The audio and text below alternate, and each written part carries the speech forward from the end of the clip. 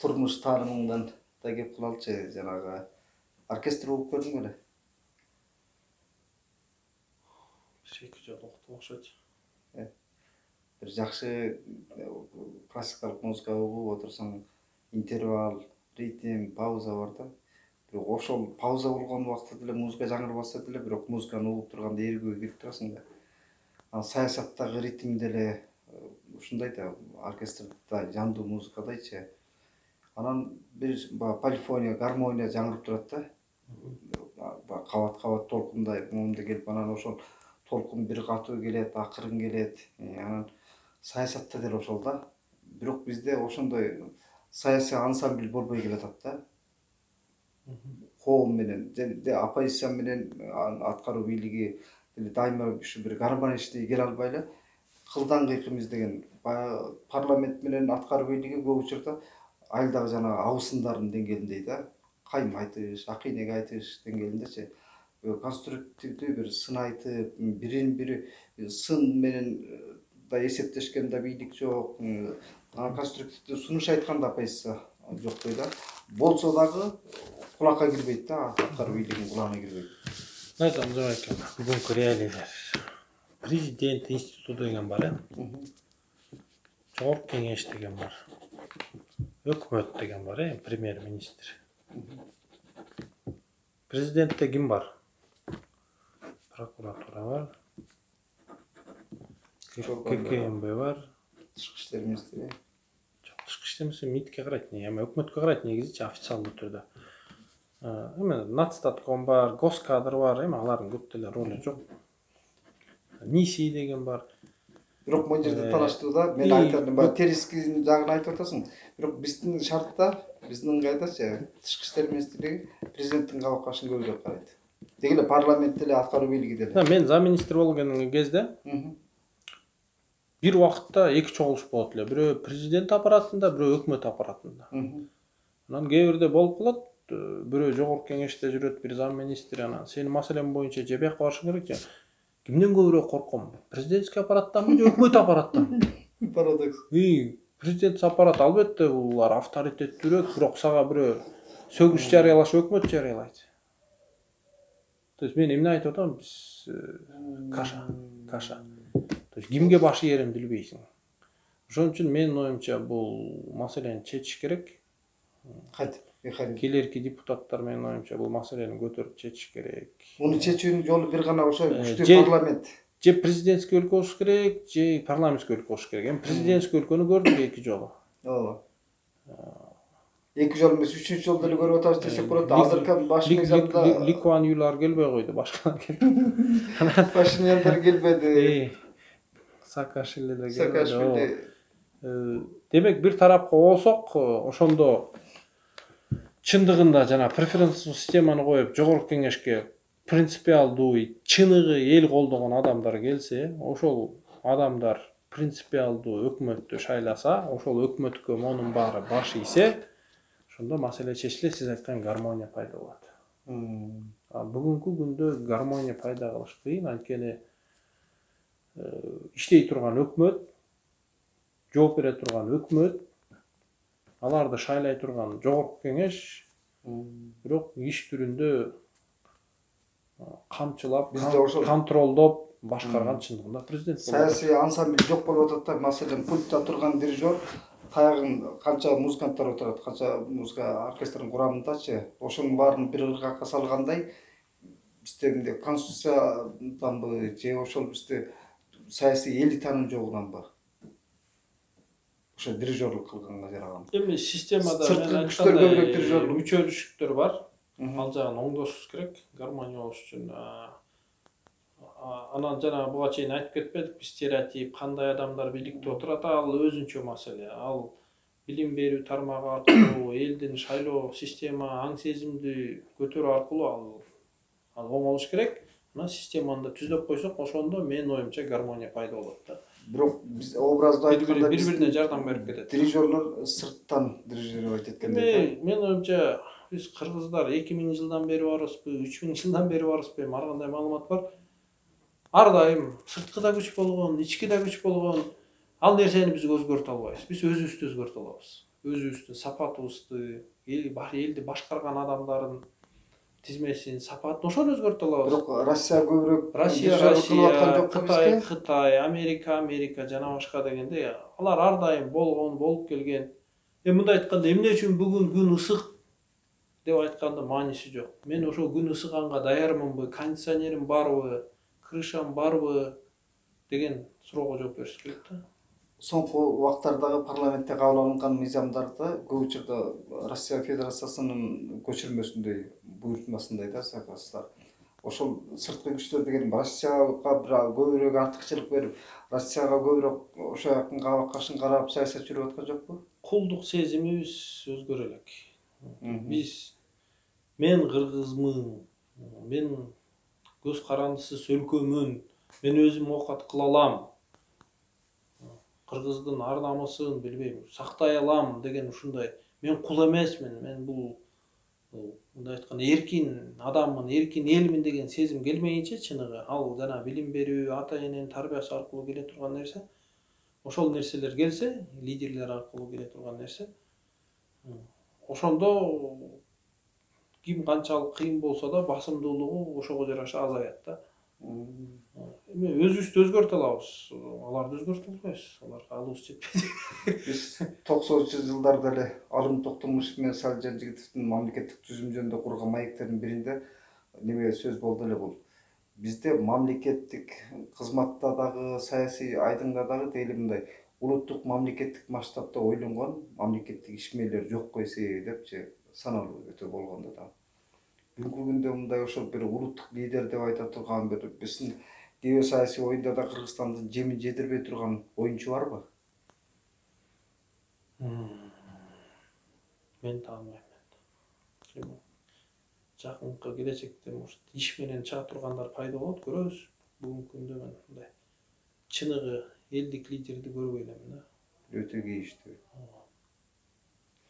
Маселен Текебаев абакта отурганда улуттук лидер деп дагы лозунг алып чыгышты. Ага кандай карайсың? Улуттук лидер деп Айтпашып элем. Аны айтканда пайдасы жок, аны жүрөк менен адам сезиш керек. Мен сезбей элем. Жакшы, кел чындыгың үчүн. Силер абдан мындай чукулдан даярдык көрүп калган жоксуңарбы? Себеби карапайым элдин кайнаган турмушунан көп учурда саясий партиялар сыртта эле бул борбор калаадан менен тегеренде үгүт ишин жүргүзөт дагы. Анан кычаганда эң саналуу күн калганда ошо шайлоо өнөктүгүндө анан карапайым элдин алдына барып убадалар берип башталат, платформа менен тааныштырыпчы. Эми азыркы заман башка заман да. Азыр ар бир айылдын өзүнүн бир канча WhatsApp группалары бар. Элдер ошону көрөт баары.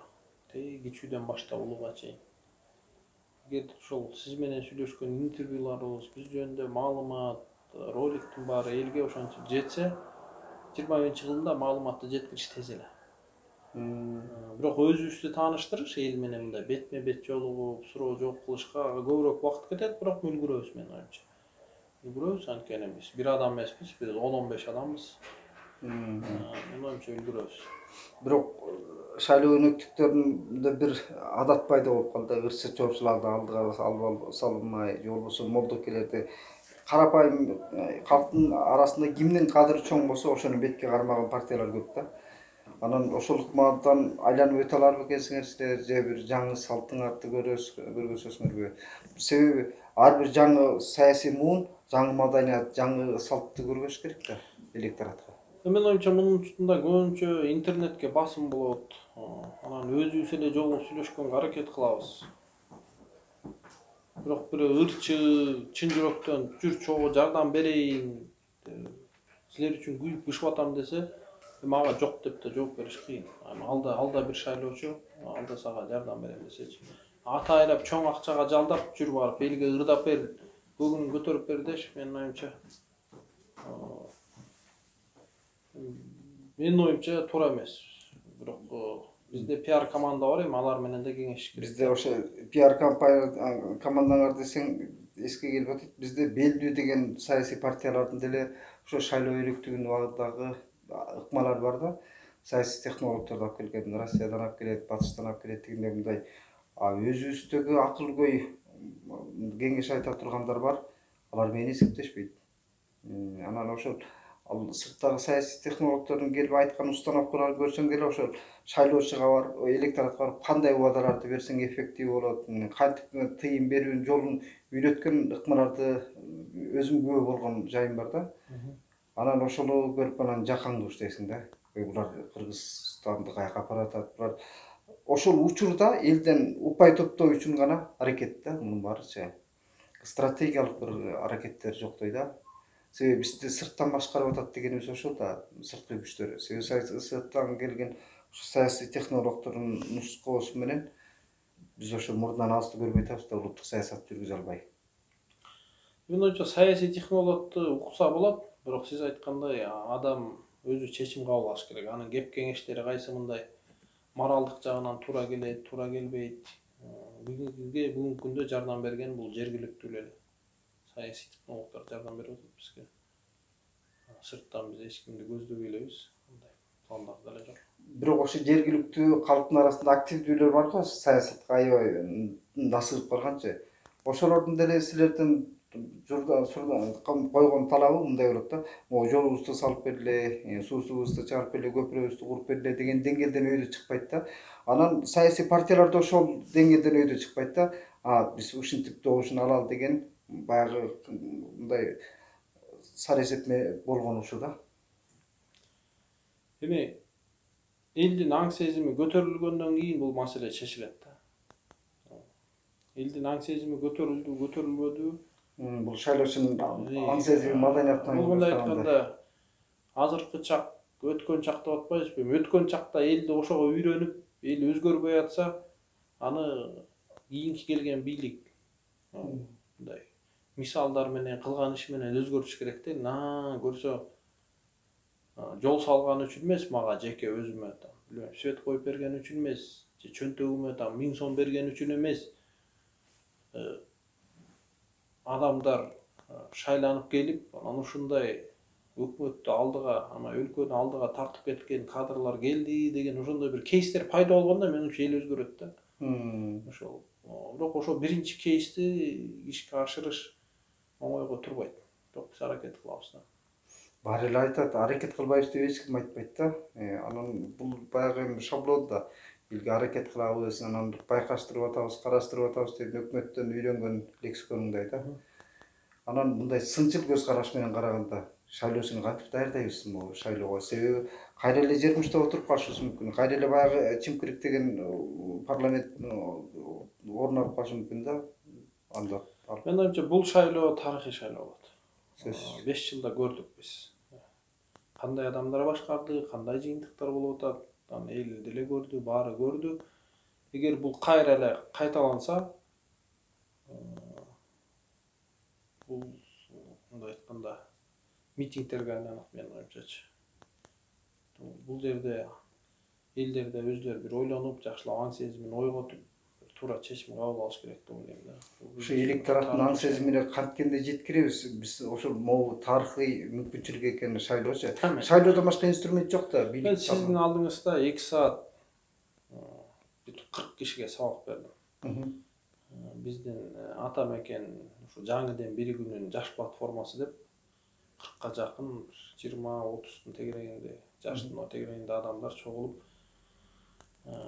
салык системасында кандай проблемалар бар, бажы системасында проблема бар, эмне үчүн Кытайдан карыз көп деп жөнөкөй мисалдар менен түшүндүрүп бергенге аракет кылдым. Жаштар түшүнүп, жакшы суроолорду берди.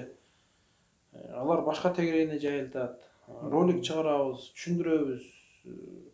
Элдин мындай айтканда аң сезимин ойготуп, мамлекетте эмне иш болуп атат, ачык түшүндүрүп беребиз. Анан эл түшүнсө ойгонот. Агартуу деп атпайбызбы ошол? Агартууну ушул сабактар аркылуу, башкаларга маалымат жеткирүү аркылуу бул ишти тынбай кылып атабыз. Ошонун жыйынтыгы болот деп мен ишенем. Сен өзүң адабиятчы белгилүү Курманбек Абакировдун уулу экенсиң. Буга чейин де көз таанышкан экенбиз, азыр эстеп отурсамчы. Анан мен сен жанагы өткөндөгү Жалбырак ТВдагы маегиңдеги жанагы кыттай уйган ойлоруңду айтып отурганда баягы ой ишке ашыра турган максатыңды оозеке айтып берип аткансың жакты да. А бирок ишке келгенде кандай мындай иштин механизмдери барбы? Иштин механизмдери бар. Өтө жөнөкөй.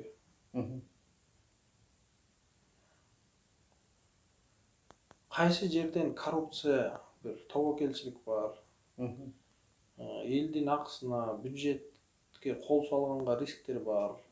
Ошол жерден биз адам факторун жокко чыгарабыз автоматизация аркылуу. Бул жакшы Күчтүү программист, инженер, айтишниктерди жалдайбыз.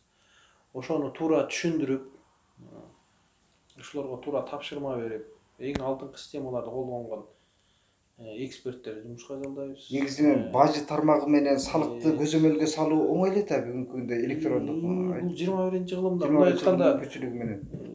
Биз азыр ат араба, эшек араба менен жүрбөй элебиз да. Ооба да. Машинелер менен жүрөбүз акыркы. Эмнеге ал жерде акыркы системаны колдонбойбуз? Азыр ат араба менен нарынга барып көр. Туура. А биз негедир ошол жерде дагы ошону колдонуп атабыз. Муну же атайлап кылып атабыз, же ошол жерге отурган кадрлар ошого мындай айтканда максаты жетпейт, же саясатчылардын эрки жетпейт. Биз ошол нерсени ишке ашырабыз. Мен да айтар элем, баягы сага тилектеш катары жаш муунду саясатка келип аткан сен менен маек алып отурган деле Рухай сайттын өзүнүн аудиториясы бар да. Анан элдин тилеги, үмүтү деле жаштарда болуп турат да. А бирок биздин бир шорубуз бар. Тили такылдап турган талапкерге алданган учурлар көп болду. Анда Дайнар Үсөнов тили такылдаган ораторлугуна аябай таң беришчү, Мадумаровго, Текебаевго жакшыбы жаманбы мамлекеттик түзүмдө баягы эмгегин кылып келатат, жүргүзүпчү. Бирок элдин шору кулагында да көп учурда. Мисалы Элдар Абакиров дегенде жаңысым чыкса дагы ушунун сөзү жакшы экен, такылдап, ою жакшы экен деген симпатия менен дагы сага добуш берип коюшу мүмкүн да. Бирок сага ошол эле убакта электоратта сынчыл көз караш менен карап, ошо маданиятты калыптырсак. Мени тааныгандар бар. Туугандарым, досторум, мен мурунку иштеп кеткен жерлерим, Казакстанда иштеген коллегаларым, курсташтар, Кыргызстанда жеке тармакта иштедим канча 10 жылга жакын. Канча деген ишканаларды курдук, жүздөгөн адамдарды жумушка алдык. Мына зам министри болуп 3 жыл иштедим. Менин коллегаларым экономика министрлигинде, өкмөт аппаратында мени билгендер, алар менин оюмча баа билет мага. Интернеттен да канчадаган комментарийлерди жазып атышат. Алар мени беш колдой билет. Эми тааныбаган адамдарга мен Мадумаровдай же башкалардай оратор эмесмин. Бирок иш кыла албаган адамдын ораторлорунун зыяны көбүрөөк деп ойлойм да. Ошон үчүн адамдар мындай ой калчап, кооз сүйлөгөн адам керекпи же иш кылган адам керекпи деп чечиш керек да. Биз сенден башка дагы талапкерлер, сен башка дагы сүрмө топ, саясий топтор менен ушундай мүнөздө интервьюларды чыгарганга аракет кылабыз. Бул элдин таразасына салуу да. Тек гана баягы силердин саясий партиянын платформасынан сырткары дагы маалымат каражаттары элге ошол татыктуу талапкерби кандай болбосун элдин тандоосуна мүмкүнчүлүктөр түзүш керек да, маалыматтык жактан колдоо мененчи. Ошол жагын кызматташабыз. Мен ачыгын айтайын публично муну. Себеби биздин көрбандарды дагы Рухай сайттын окурмандарын, интеллектуалдар чөйрөсүндө айтар элем. Ошол назарыңарга а дегенде биз бүгүнкү күнү Элдар Абакировдун мындай кыска ошол турмуштук турумун кантип могу учурдагы келечектеги өнүгүүбүзгө көз карашы кандай экенин көргөзүү.